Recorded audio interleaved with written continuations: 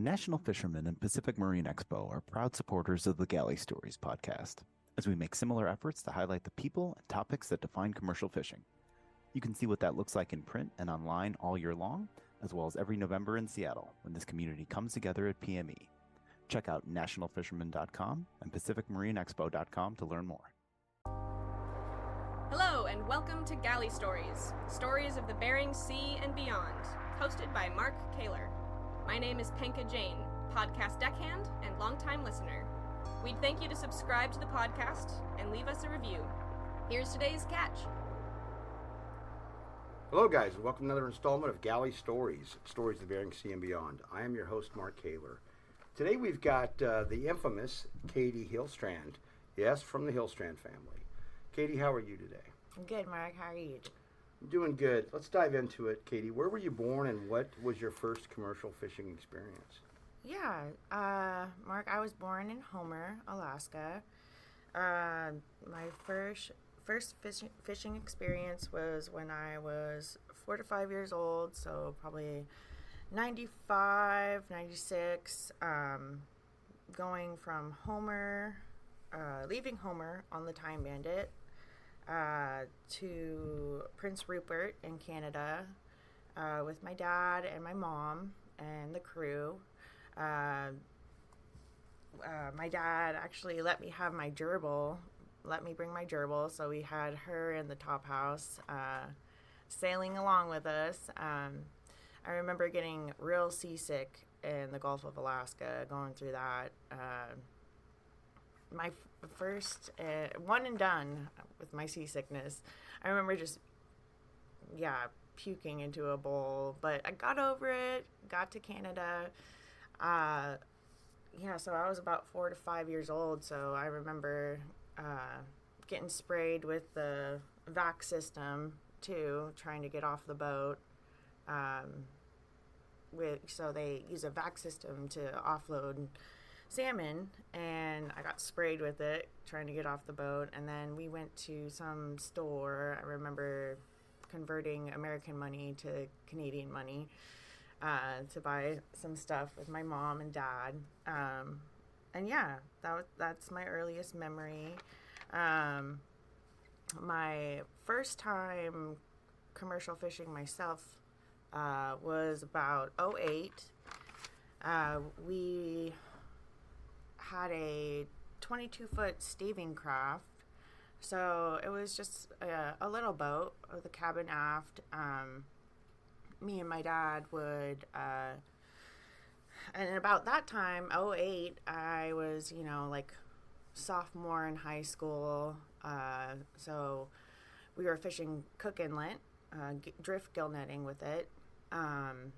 We would take it to the Nilchik, Deep Creek, offload it right on the beach. And we had like 3 brailers. So hold about 2,000 pounds in salmon, had 2 shackles of gear, and we would power haul it off of the bow every set. And, we didn't hold much, obviously, so we would just go offload and go back fishing right away. Explain power haul. Power hauling, yeah, so that's where you, bring it in by hand, the net. So you set the net out, and then you bring it in by hand. I remember Matt on the Blue Ox, he was another gill netter in the inlet, and he had this one crew member that actually he brought up from Minnesota, and Matt told us he couldn't handle it, was not a job for him. He started crying, and I remember Matt telling me, he points to our boat, and he says, "You see that girl on that bow power hauling every set? Get your act together. Like, if she can do it, you can do it."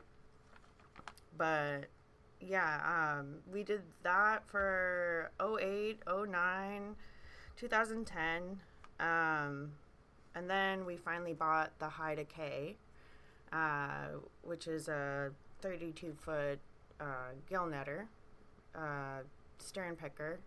Stern is where you set the net off the back of the boat. There's bow pickers too. That's where the cabin's aft and you pick from the bow, the front of the boat. But yeah, we got a cute little guppy boat is what my dad calls it. She gets her done. We've been fishing that since 2011. And the first year we bought it, the engine blew up from water in the fuel. So I had to get a 9 to 5, which isn't my favorite.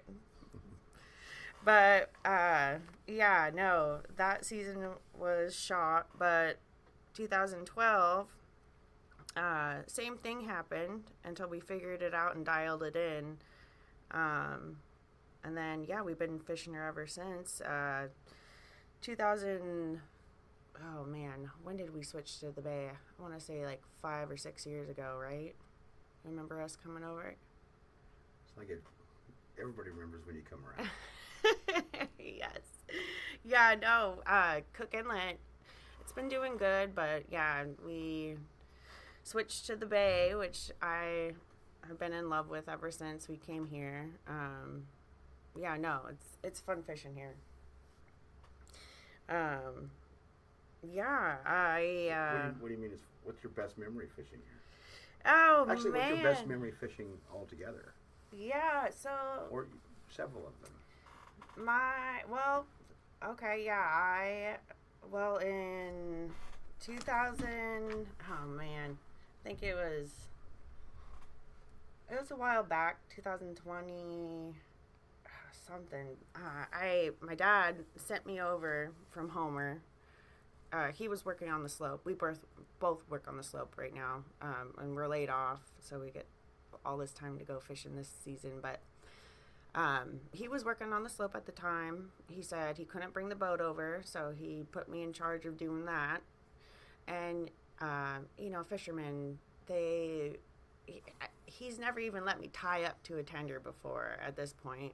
And I know how to drive her, but he just was like, yeah, go over with the group members from Homer to Bristol Bay, which is 4 to 7 day trip depending on the line in Iliamna Bay. So I'll kind of explain that whole trip. It's so you leave Homer, you go across the inlet, you go to Iliamna Bay.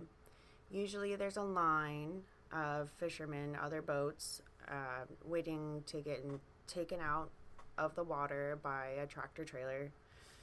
And after the tractor trailer pulls you out, it's a 45-minute drive at Williamsport. The Williams family, they're so great there. I love them. They'll pull you out, they'll drive you over to Iliamna Lake. And then once you get into Iliamna Lake, it's about a 6-hour cruise across the lake. It's a pretty damn big lake. It's a big lake. Yes. Even flying over it, it's a big lake. Mm-hmm. Yeah. And then once you get to the lake, you get into the Quejack River. And then it's about another 6-hour cruise down the river, which has been super low lately. So it's always, you hit gravel, you hit dirt, keep cruising through it. And, my group members, one of them has Ian, he has a jet boat, so I know I'm always safe getting pulled out if I get stuck down the river, so I'm lucky there. But, yeah, and then you go through the braids at the mouth of the Quejack into Bristol Bay, and then from that mouth of the river on Bristol Bay side, it's like another 6-hour cruise to Naknek, which... How does that turn into 7 days? Right? No, sometimes it's shorter, sometimes it's longer. Like I said, it's just that wait with the fishermen in line because everyone's trying to come over and fish, Mm-hmm. But yeah, no, one of my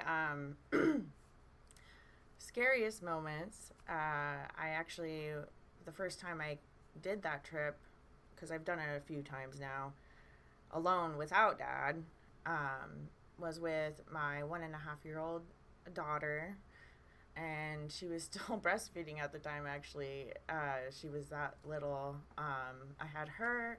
I had my 3 cousins, Matt Johnson's kids, my dad's cousin, and they grew up on the spit together too.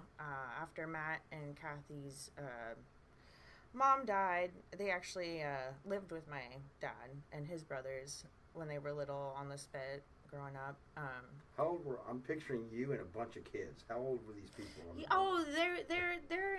They're in college, so young, early 20s. Yeah. Michael, Elizabeth, and Julia, they're great. Yeah, so we're heading over. We get to the lake.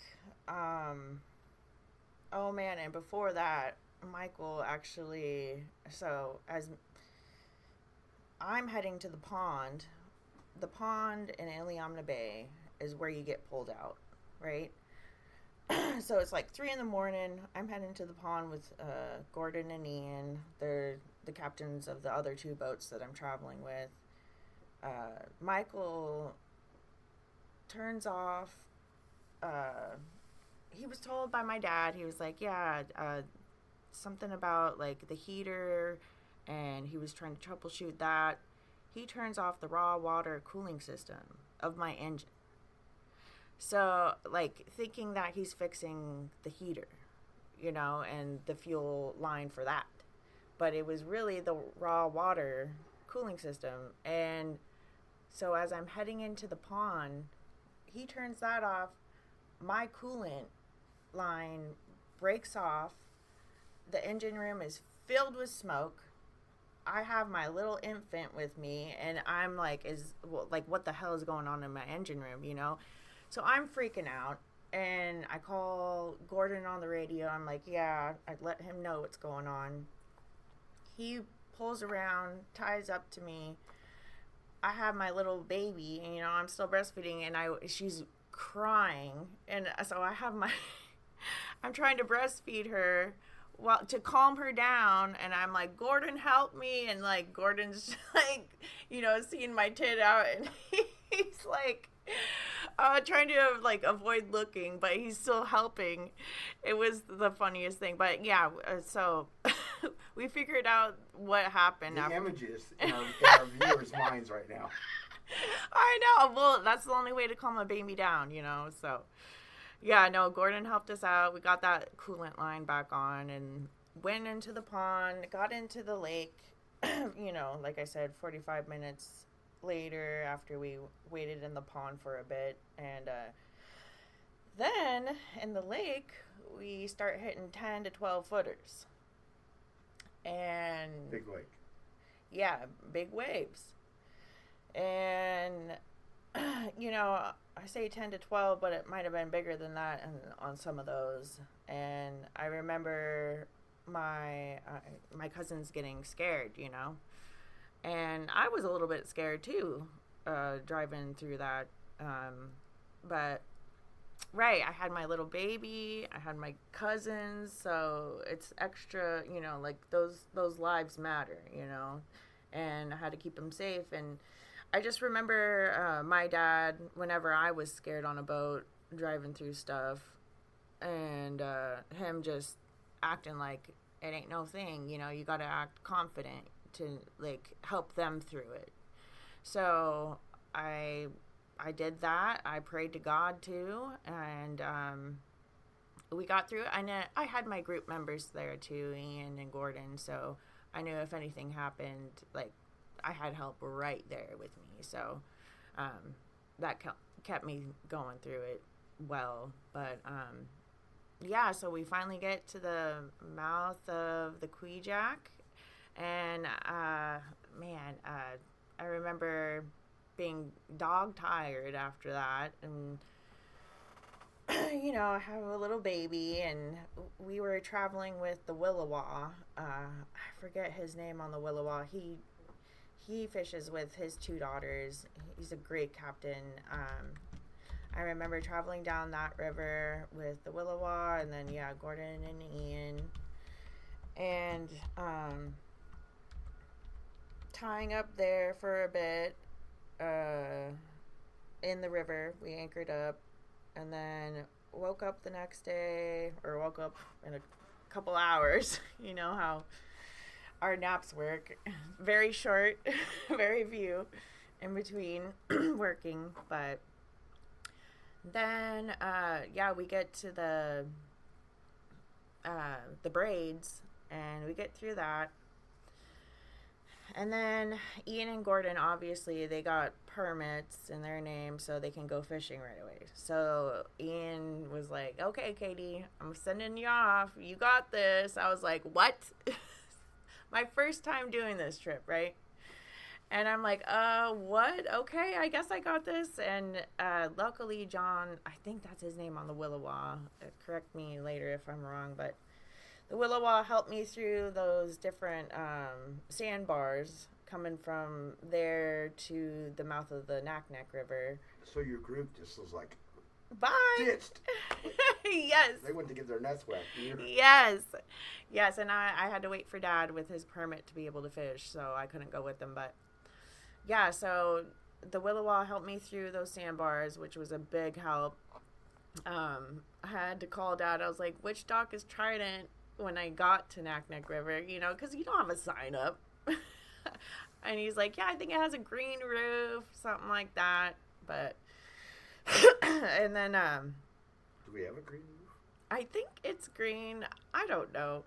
I found her anyway, but, and then when I parked the boat, it was, you know, all those boats it was full of boats when I got here to the docks. So I parked the farthest I could, closest to the beach at the dock, just to be out of the way of everybody.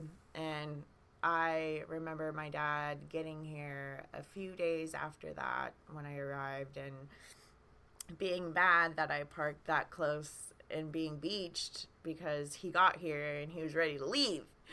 So keep that in mind. You always repark the boat so you can leave when high tide's coming in. So you can go fishing. I can see that. Yes. But, yeah. I just want to point out that her dad is David Hillstrand. Yes. If you guys want to know about David, episode 80 on Galley Stories is David. You can hear his story too, but yeah, that's kind of this lineage. Yeah, David Hillstrand. He's the oldest boy of 5. Grandpa John Hillstrand is his dad, and then Earl Hillstrand is great grandpa.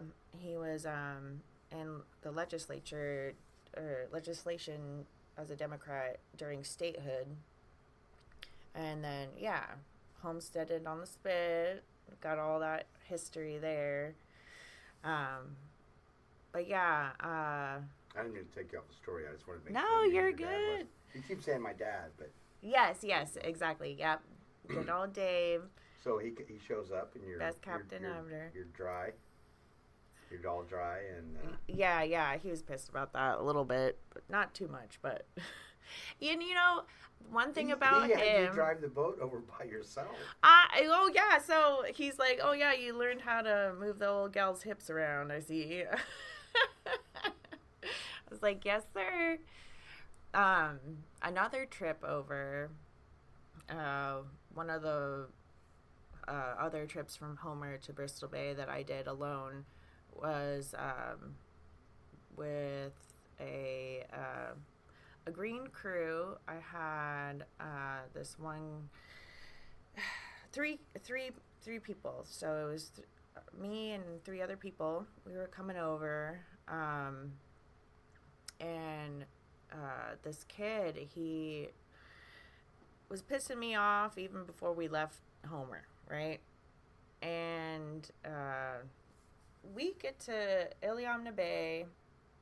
I check the oil, I check my transmission oil, check the oil of the engine and my coolant every morning before I start the boat. Check the oil, it's way over the max line. I call Dad and I'm like, what's up with this? So he's like, smell the dipstick. So I smell the dipstick, it smells like diesel.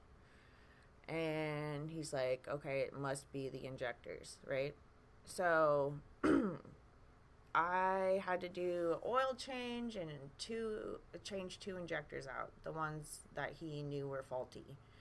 And it's, like, we're in the pond, and you only have a certain amount of time in the pond before you get pulled out by the tractor trailer, right?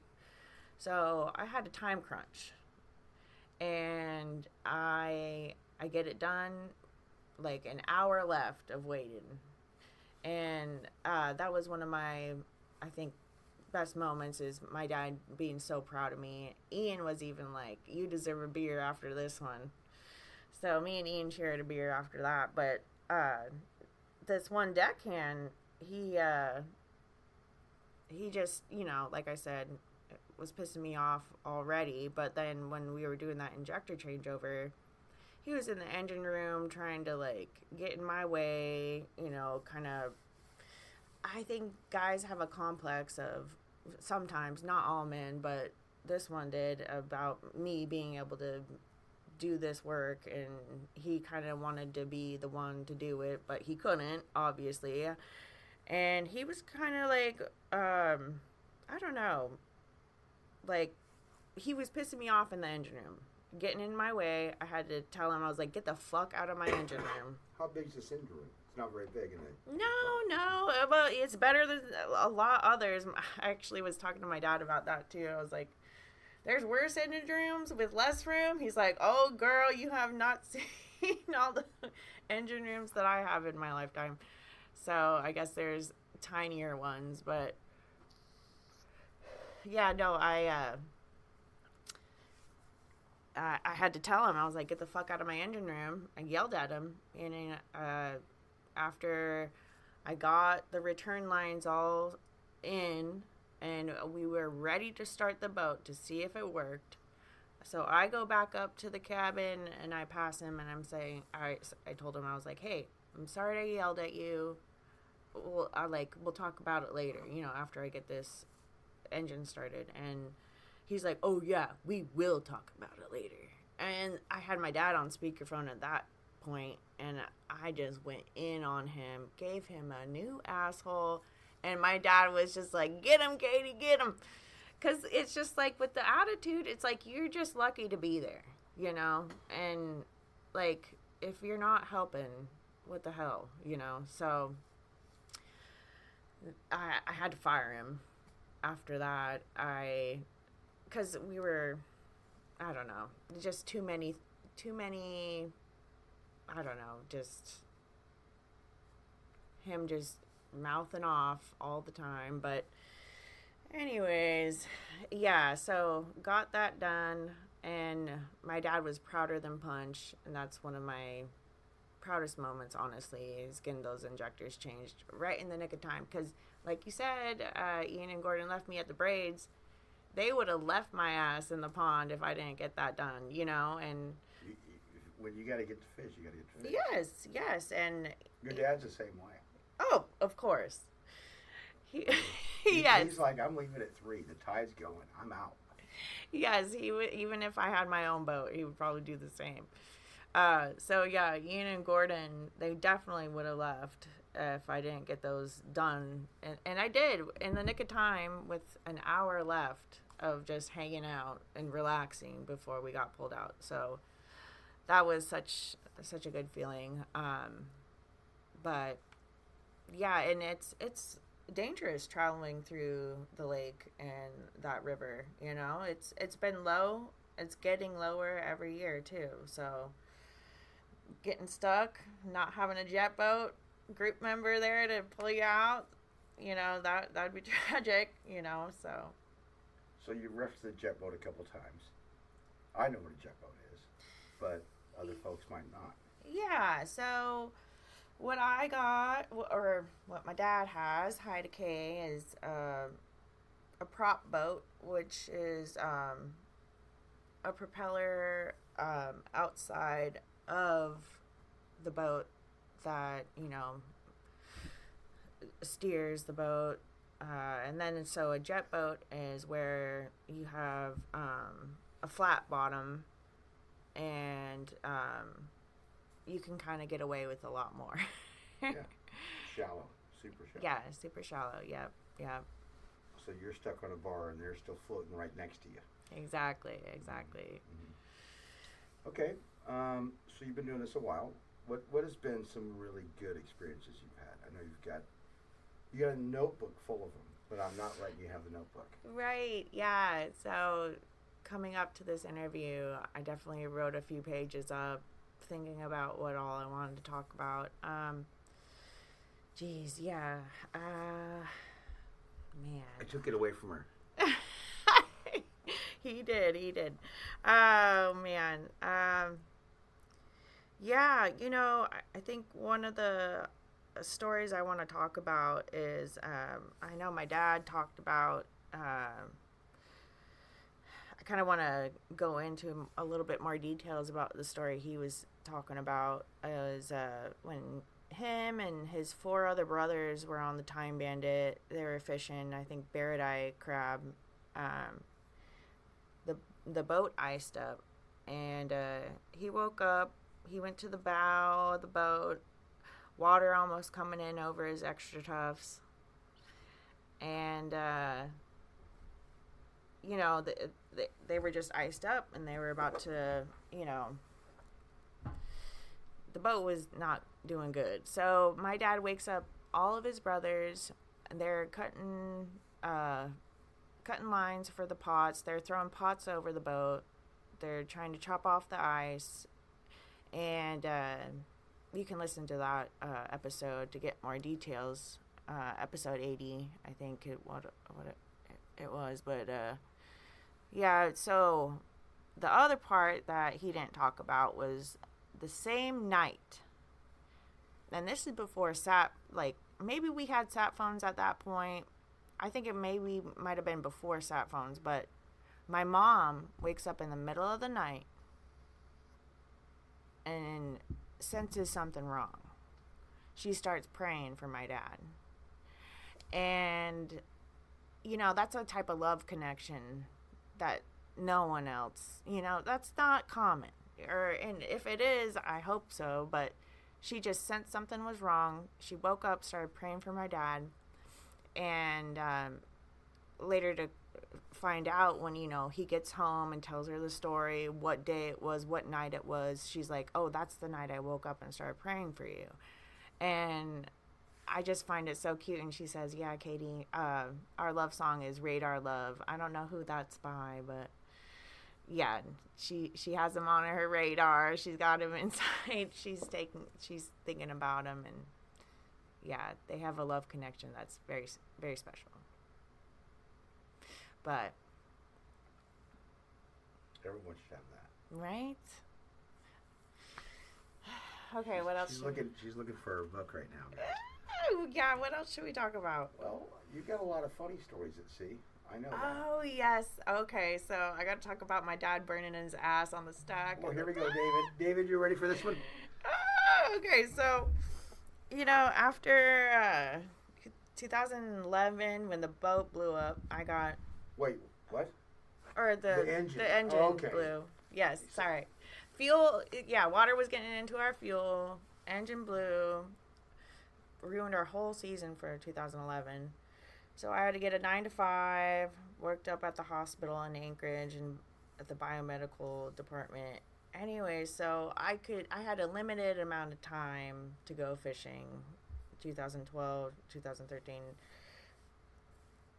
I had to use my paid time off to go out. I used vacation time to go fish, right?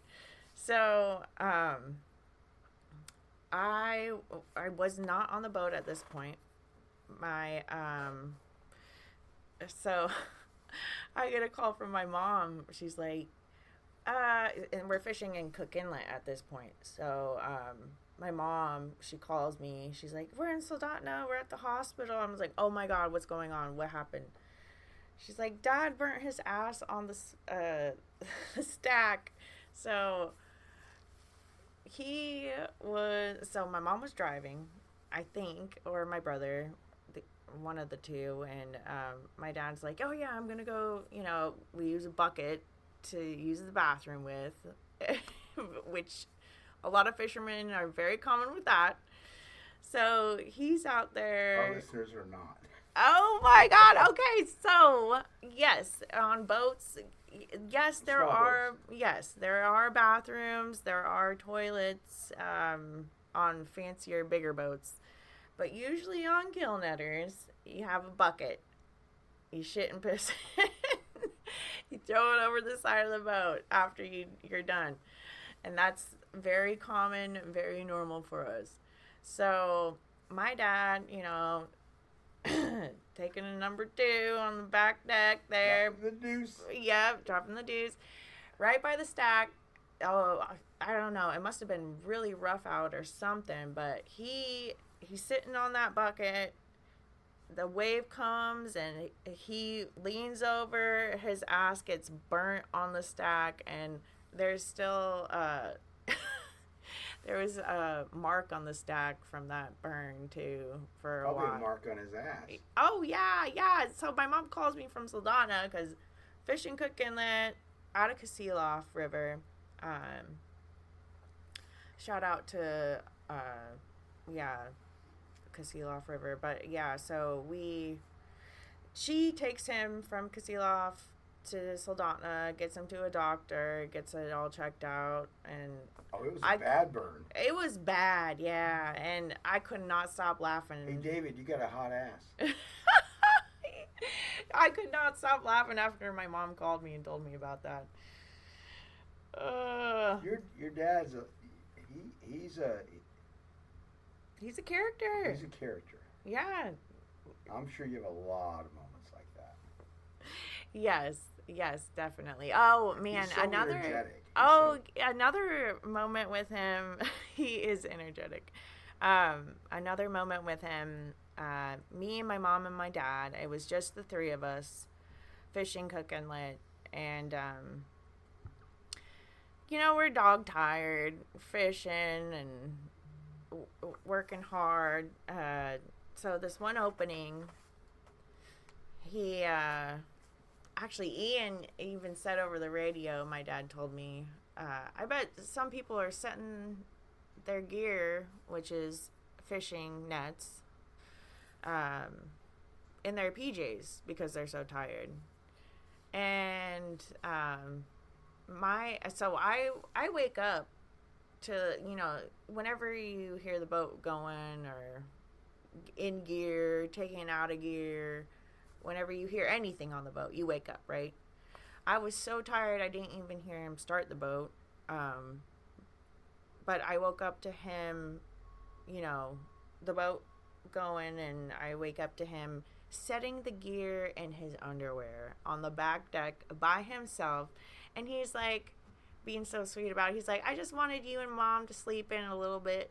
And I was like, oh my God, that's so sweet. But yeah, him in his chonies, his underwear, setting the gear by himself. I took a picture of it, sent it to Ian. He was laughing his ass off. And I was like, yeah, definitely. It's one of those days where you're just so tired. Your dad is so positive. Oh. I mean, I bet even when you lost the engine in 2011, I bet he's like, oh, well, we'll get it next year. Oh, of course. He is so... Of course, yes. And, like every time I've messed something up, trying to, like anything, if I mess something up trying to get it done, he's like, as long as you're trying to work hard, as long as you're trying to work, Katie, like, I will help you. And, like, he never gets mad at me. Like, he's never yelled at me. He's just the best dad, best captain. And, being a girl, I know other girls that don't get taught, or even just other mechanic dads that are captains that don't pass that knowledge down to their sons or daughters, and it's tragic. Like, that makes me sad. But he does. He's taught me everything. He throws you the keys and says, take it across Ileana. Yes. And change the injectors. Yes. I'll be there on Tuesday. Yes. And, that means a lot to me. Him just, being willing to teach me and being positive, being so nice about anything. And, yeah, like I said, even when I mess up, he's not even mad. He's like, as long as you're trying to work and I don't think I've get seen her him done. mad. Yeah, yeah, I really. yeah. I mean, even when he's broken down, he's like, I'll fix it. You know. Exactly. Yes, yes. And you got to stay that way, to get through it. And that's the main thing about, like I tell every new deckhand, I'm like, the main thing is your attitude. Like, stay positive, don't complain. Like, it's all about attitude, and being able to handle it mentally. What's your worst experience on the water? Oh, man. Besides the baby breastfeeding. Yeah. Oh, man. Shit. I think, growing up with a dad who was gone 9 months out of the year was it's definitely like hard on a kid. You miss your dad. My mom says that when he would come back, even when I was like a baby and I didn't even talk at the time, she was like, yeah, when he would get back after being gone a long time, you would just like baby babble on about how you're pissed at him being gone so long. Like, she could tell, like, and he could, that I was, I missed him. And scary having your dad out to sea and knowing that, he comes home with stories about how he saved lives in the Bering Sea, and, pulling people out of the water and stuff. And I just was always scared that my dad wouldn't come back. And I think, that, it's been since day one for me, living with that and having to, always look forward to him coming back, not knowing if he's going to come back. So I think that's like, the scariest thing, for me anyways, but he always has. And, I really love, there's different fishermen's memorials out there, but the one that I think I saw it on TV or the internet somewhere, but it's a mother holding her children and looking out to sea. I think there's a few of them out there of those type of memorials, but that really hits home because not a lot of people think about the other end of, fishermen. You got your family at home waiting for you to come back. There's episode 109 is with Megan Waldrop, and she talks about that side of it, the family side, and it's difficult on both sides, right? Oh yeah. I mean, yeah. So you're bringing that up. Yeah, and I've been on both sides, and it's worse. It's almost worse for us at home, but I've done both sides, and. Well, when you're living it, you're in the moment of it. It's way better when you're out there. Well, you're far more informed. Yes, right? Exactly. You know exactly what's happening. Yeah, when I went across, when I was doing some trips across Iliamna, or doing that trip from Homer to Bristol Bay, my brother called me. He said, "I love you. Like, be careful." And it was like kind of like, you better get through this, like, because it's a life or death situation, so. Yeah. Can't take it lightly. Are you drawn to the water? Do you love the water? Of course. Yeah, no, I remember our first time fishing together, me and my dad, gill netting together, as I should say, on that 22-foot staving craft in Cook Inlet. It was a high. I got high from it. I was just like, it's like kind of like buck fever when you go hunting. It's fishing fever, right? She's a hunter, boys. It's like Uncle Jonathan's boat, fishing fever. I don't know if you know, he owns a gill netter out in Cook Inlet, which he's fishing right now. Gotta call him up, see how he's doing. But yeah, it's a high, like, I love it. And even if you don't make money, which I have in the other years, you still keep going out just for the just for the experience, you know. Like, I don't need to make money to be doing this with my dad. And, you know, God, you love your dad. I do. And, you know, my most memorable, like, my most beloved time is just being able to spend with him and have that quality time, you know. And every time I hang out with my dad, we're always working.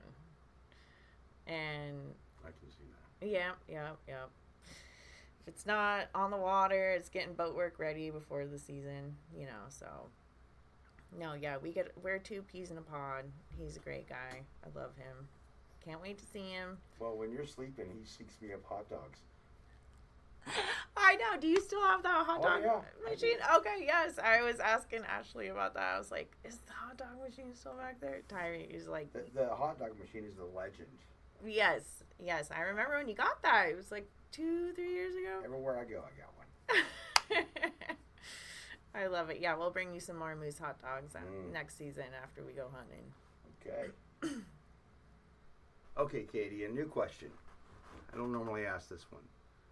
What are your likes and dislikes about the maritime industry or fishery? Yeah, I think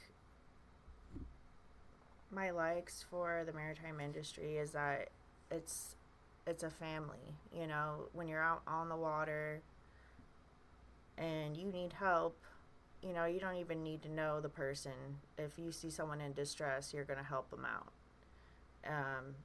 It's a network and family, like, you know, that's just always there for you. You know, whenever your boat breaks down, you got to get towed back in to the dock. Someone's always there to help.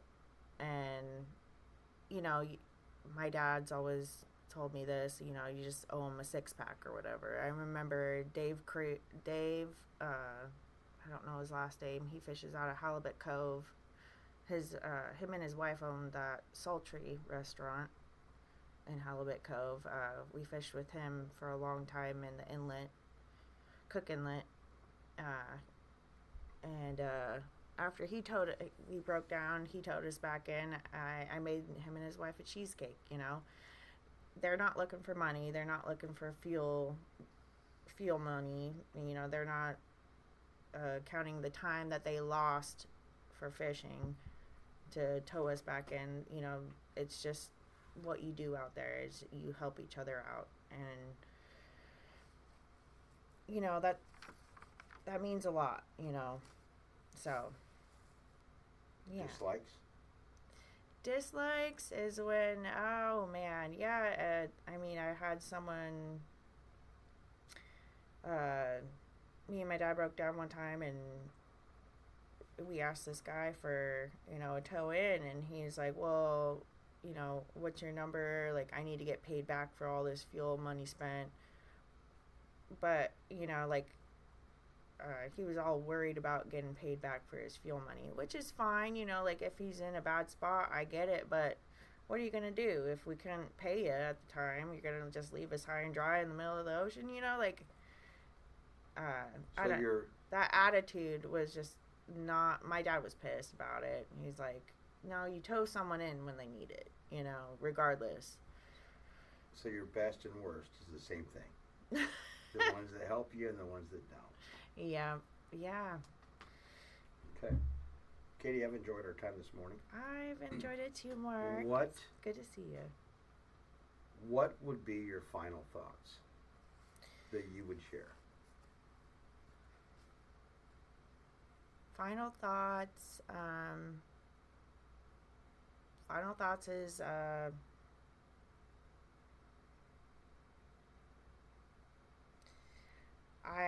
I mean, I enjoy fishing.